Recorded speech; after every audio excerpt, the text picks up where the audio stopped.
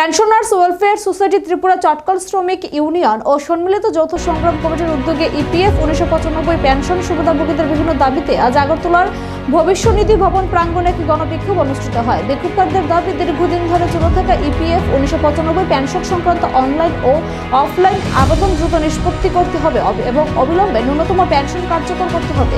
বিক্ষোভে অংশগ্রহণকারীরা পেনশনাররা জানান, বারবার আবেদন জানানো সত্ত্বেও সমস্যার স্থায়ী সমাধান হচ্ছে না। অবিলম্বে দাবি মানা না হলে আগামী দিনে আরো বৃহত্তর আন্দোলনের হুঁশিয়ারি দেন তারা।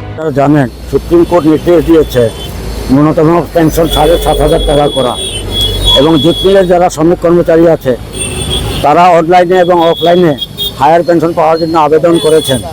কিন্তু ইতিমধ্যে আমরা দেখা গেল কিছু যারা অনলাইনে করেছেন তাদেরকে কিছু পেনশন, বর্ধিত পেনশন দিয়েছেন বটে, কিন্তু তাদের এরিয়া এখনও বাকি রয়েছে।